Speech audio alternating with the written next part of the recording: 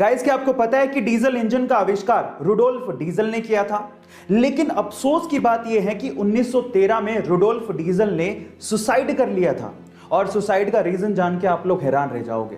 Rudolf diesel को यह लगता था कि जो डीजल इंजन का आविष्कार उन्होंने किया है वो बेकार है, फिजूल है, कभी काम नहीं आने वाला।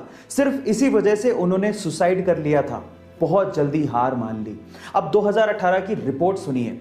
2018 की रिपोर्ट के अनुसार पूरी ही दुनिया के 60% व्हीकल्स में डीजल इंजन लगा हुआ है।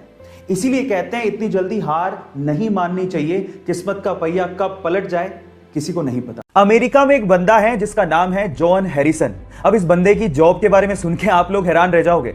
ये बंदा अमेरिका की एक बड़ी आइसक्रीम कंपनी में आइसक्रीम टेस्टर की तरह काम करता है। मतलब आइसक्रीम को टेस्ट करने की नौकरी। कितनी यमी जॉब है ना ये। मैं आपको आपकी जानकारी के लिए बता देता हूं कि इनकी जीभ को इतना वैल्यूएबल माना गया है कि यही बंदा आइसक्रीम को टेस्ट करके बताता है कि कौन सी आइसक्रीम मार्केट में चलेगी और कौन सी आइसक्रीम मार्केट में नहीं चलेगी। इसी के चलते उनकी जीभ का 7 करोड़ रुपए का इंश्योरेंस तक करवाया गया है। ये वियर्ड सी जॉब के बारे में सुन के आपको कैसा लगा, चैट सेक्शन में लिखना मत भूलिएगा। चलिए गाइस, एक सिंपल सा सवाल पूछता हूं। मेरा सवाल यह है कि टेलीफोन का आविष्कार किसने किया था? जरा गैस करिए। आपका गैस बिल्कुल ठीक है, वो थे अलेक्जेंडर ग्राहम बेल। लेकिन अफसोस की बात पता है क्या है?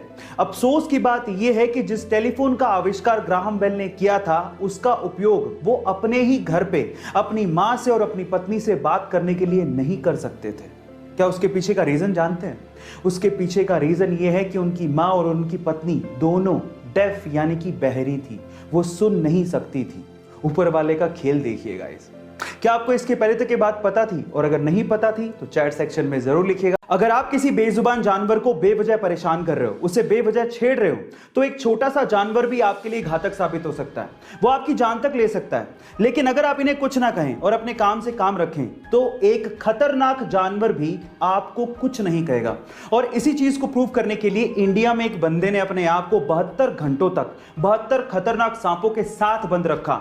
और आप बिलीव करेंगे कि 72 घंटे बाद वो वहां से जिंदा वापस आया और एक वर्ल्ड रिकॉर्ड बनाया। वो सिर्फ ये प्रूव करना चाहता था कि अगर आप सांपों को कुछ ना कहें, ना ही उन्हें छेड़ें, तो वो आपको बेवजह काटते नहीं हैं। गाइस, आप इसे घर पे ट्राई मत करिएगा। सिर्फ एक सिंपल सा मैसेज है कि आप जानवरों को जीने दें, इन बेजुबान जानवरों को कुछ ना कहें।